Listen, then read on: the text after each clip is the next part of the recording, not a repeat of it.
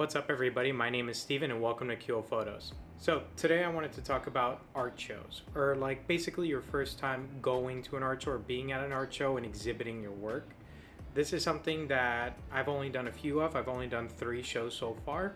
I'm already signed up for a few more coming this summer, so catch me at some of them. I'll leave a couple links down below for you guys to come by here in New York City. Now, when it comes down to art shows, there's a lot to know and there is a little bit of a learning curve, and I'm pretty sure I'm still learning, but I wanted to share a lot of my experiences with you guys. Also, I've come up with some tips, some tricks, and it's also given to me by some other artists and some curators from the art shows themselves. So hopefully this can help you guys out, because I wish I had a video like this to help me out. So one thing to note about art shows, this is a community kind of thing. You know, you are not the only artist at the show, whether you're a photographer, an artist, a sculptor, painter, whatever you can name, all the different types of art, there's going to be various types of people there. So one thing to note is that, you know, you want to be cool with everybody. Yeah, you are going to be spending some time with them. Sometimes it's just an afternoon, maybe a whole day, maybe a couple of days. Eventually you get to talk to some people and eventually you get to know them. And it seems like a pretty chill environment. I've always had good environments. I have not had any bad experiences so far. And it's really cool to connect with other artists. You get different perspectives on things and you can see things in a different light. Another good thing to note is that, you know, if you make these connections, maybe 1 or 2 of them might want to do a collaboration with you, or maybe they're going to network you and, like, you know, you're going to have something else or somebody else to talk with and exchange information with. Maybe they can get you a job in the future or something like that. And, you know, artists know each other, and it's really good to know a bunch of people when it comes down to this type of community. Another thing is, I'm a photographer, right? So for me, it's pretty good because now I could kind of market myself a little bit. You know, do you need a headshot? Do you need portrait shots? Do you need photos of your work or of your products and things like that? And so it really helps. So that's like just a version of networking, but, you know, maybe they know somebody who needs a picture, for example, or maybe they know somebody that wants to get a painting of their dog, and then you can do that painting of their dog. And I know people that do that. And maybe you wanted somebody to draw your thing, so on and so forth. And so it's really important that you make these connections early on. Let me tell you something. The most important tip I could definitely give you is presentation is everything. The way you present yourself, the way you present your artwork means a lot. It shows a lot. It shows about how much you really care about your stuff and how much you actually enjoy doing art. So presentation is everything. Now, I'm not talking about like how you're dressed, how you speak, all that stuff. Although that is slightly important, it's not as important as showing your best work. You always want to make sure that when you come to these shows and you have your artwork on display, that it's the best of the best, because you don't want people to know you for something that you know isn't your best, or something that is slightly different than your best and things like that. You want to make sure you have the best impression, and for that you want to show the best artwork you have. And on top of showing you the best artwork you have, another thing to note is, like, you want to make sure it's presentable, you know, and that hopefully you can make it easy for them to carry it home, or easy for them to display. For example, like this picture in the back, or maybe these pictures over here, maybe if you guys can see it. One way that you can basically add value and make it easier for people to buy your work is to make it easy for them to kind of just grab it off the wall and take it home.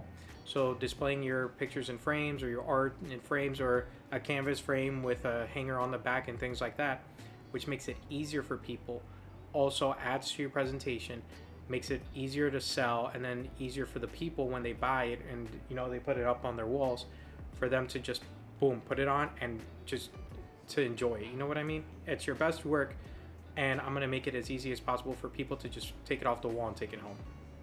I learned this one in a different realm, but it applies here too. In the NFT world, you wanna make sure you kind of have a collection. You wanna have pieces of artwork that make sense together and individually.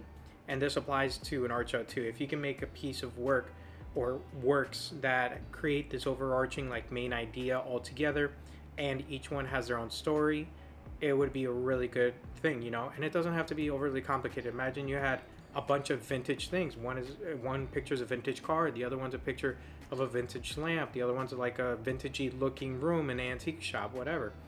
Those are all vintage stuff, and they're all separate ideas, and they each tell their own story, but all together they show vintage, you know what I mean? And that can go with everything artwork too. You could paint maybe different pictures of Mexico, people on the beach, people riding horses in the ranches, people eating street food, things like that. It's all different ideas, but the overall idea is just that. And each story, each picture tells its own story, and it's individualized too. So you can make it easy for everybody like that. And that might, want people to buy more than just one piece. They want more than just one piece of the story. And if you can't just do the big kind of idea overall, like I can't, because I do a lot of street photos and sometimes they just don't match up with each other. They have the overall theme of like color, but they don't tell the same story and they don't tell anything that are similar to each other, So I can't do that personally, but I make sure that the pictures I choose have a story within themselves. Either the way I got it, like, the best story I have is about this lowrider, and it was Halloween, and I was walking through Bryant Park with my girlfriend. We were just taking pictures, and then these 3 lowriders showed up, and they were just chilling. These guys came out, and they were all dressed in Day of the Dead costumes, and they even had their face painted and everything. And I, ended up asking them, and I got their photos of them, and I got photos of their car and everything like that. And now this is my favorite piece, called the Lowrider, and it was just a spur of the moment kind of thing. And that's a good example. It's true, and this is, the piece that I sell. And the good thing about it is it's not a crazy story. It's not, I guess it's not a good thing and not a bad thing that it's like not like overly personal, but it's not anything crazy, and it's just kind of normalized, So you don't have to come up with an crazy amazing story. It doesn't have to be like a hidden home or kind of like representation of something going on in media and the news today. It doesn't have to be anything like that. You just be true to yourself in these images or in the artwork that you create, and putting that out there, and just having kind of the idea there, or have the picture tell a story, or you tell the story behind the picture, all helps to add value to your artwork. And showing nothing but the best, putting it in a good display, and having kind of a story is kind of like a triple threat kind of thing, and a lot of people will love it. And this is kind of like all within the presentation kind of aspect of it, having a collection of images or individual stories that make up a collection and things like that adds value. Now, a couple last notes on the presentation thing. One good thing is that you could write up your own bio, and you could display your biography. And it doesn't have to be overly complicated. It doesn't have to be too in-depth. If you're a little bit more introverted, you don't want to share too much about yourself, which is fine.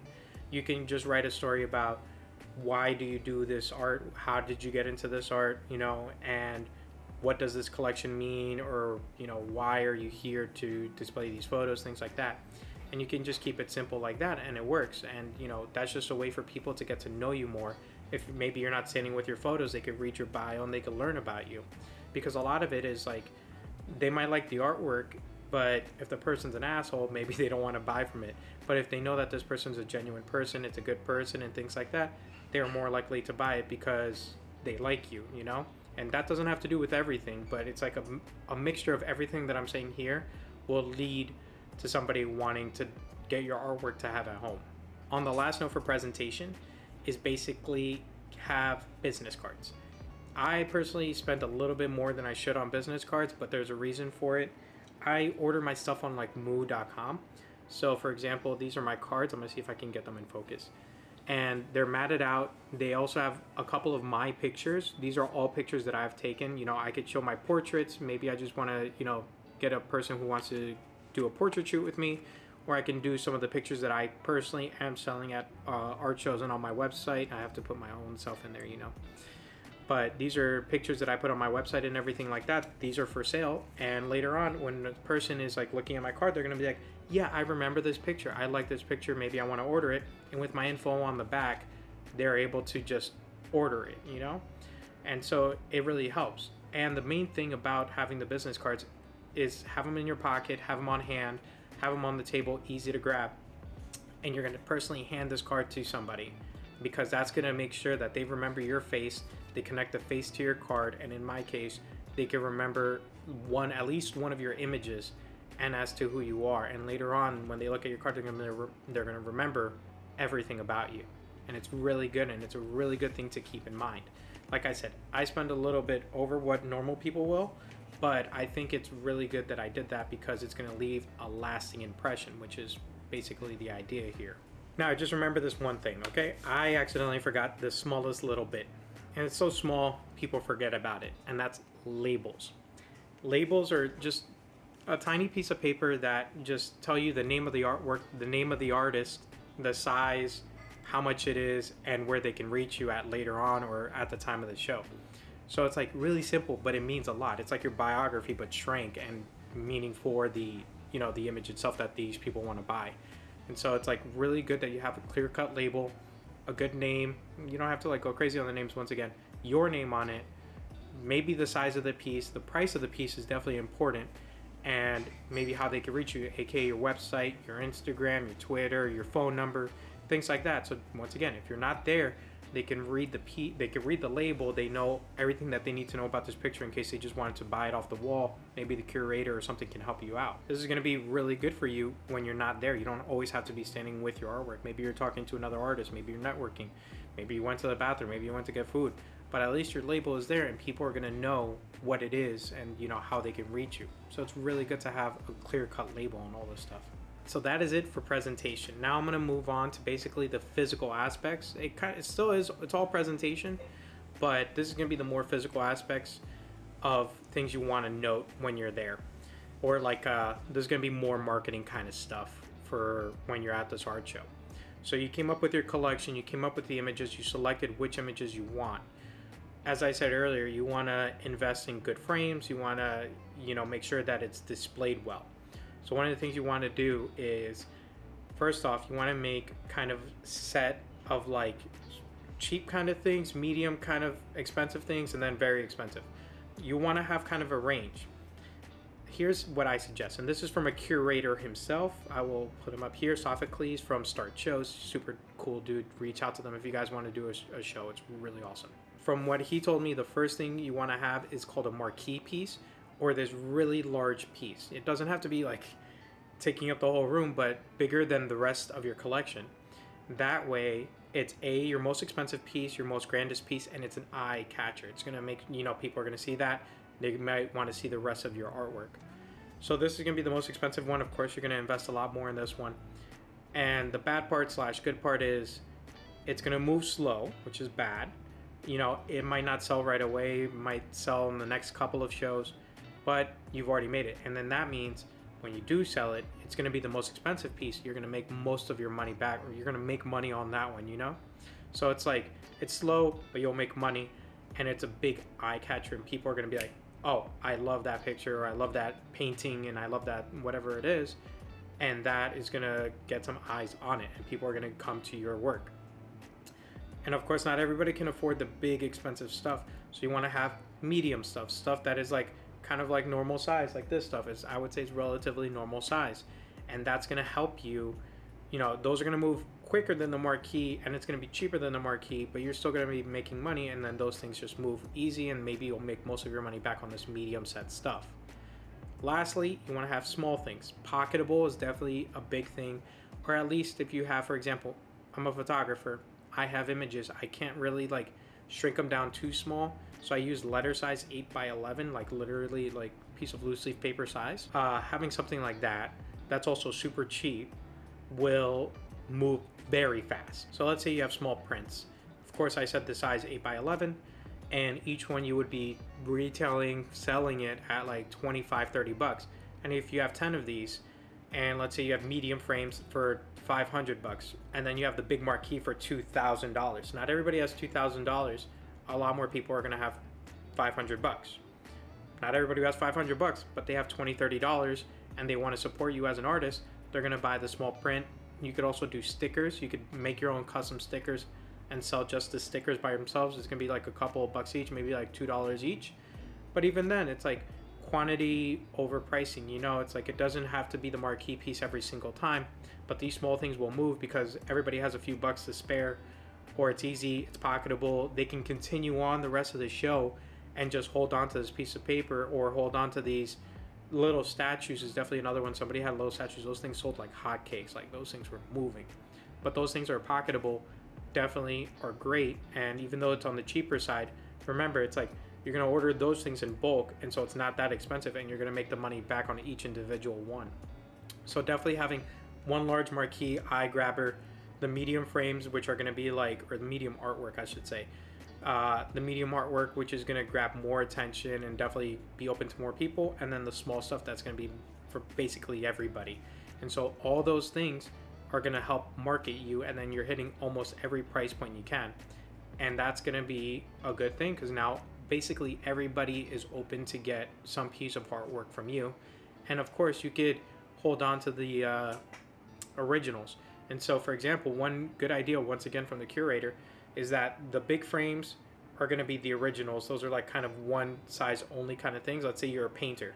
You painted the big one, you painted the medium ones. Of course, the big one took the most amount of time, took the most amount of effort. The medium ones took a lot of time, but not as much time as the marquee. Now you make pictures of those, and now you print them out as prints. So even though the marquee is 2,000, the painted picture, medium pictures are like 500, the printer is still 25, and now they could remember the big piece, and they could carry some of it home with them, and that's really important as well. And then also, and then maybe at a later point they're like, no, I want the big one, I want the display one, and now they have the money. They can remember the print, and they know how it looks like, and now they could be like, yo, I want to buy that picture. And then there you go, you sold it, maybe not at the show, but at a later point, which is still winning. And it's like, you won't make everything at the show. Maybe you will, maybe you're that good and that lucky. But for me as a photographer, like, we do more service stuff than we do selling stuff. You know, it will help out down the road. So it's a really good kind of way. And once again, that's why I have my business cards with my images on the back. So that way, I'm trying to get this focus, man. And that way they could remember who I am, and maybe they want that exact picture as well. You know, it all works out at the end. So it's a lot. Now, last thing I want to note for the physical aspect, we already talked big, medium, small. Remember, for this is going to be a little bit, okay, so this one's going to be more for my photographers.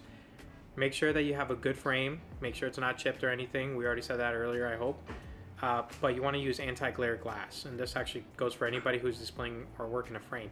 Make sure you have anti-glare glass. The reason I'm telling you to have anti-glare is because you don't want the people like looking sideways, up, down, left, right to view the picture or take a picture of it or a video of it, and like, you know, they're not able to get any image out of it because it's so much glare. It's reflecting this on the back, it's reflecting the ceiling, it's reflecting themselves. So instead of looking at your artwork, they're looking at a mirror, and it sucks. So one thing to note is that you want to make sure that you have anti-glare glass and that it's easy to see. Once again, adding value, adding quality, and they could remember the image better. And then when they take it home, it'll still look nice, it'll still be presentable, and you know, it's not shit glass. So it's pretty good. So remember, all these things add value, and it's always the small stuff that add the most amount of value. So I hope this video helped you guys out even a little bit, and I hope this inspired a lot of you guys to go out and do some art shows and sell your work, because I want to see it. Don't forget to like, comment, and subscribe to the channel. Leave a comment down below if you guys think I missed anything or any tips. I'll definitely pin it up and share it with the world. You guys can also find me on my Instagram. It's called @QOPhotos, and my Twitter is also exactly the same, @QOPhotos. And I hope to see you guys at the next art show. If not, I'll see you guys on the next video.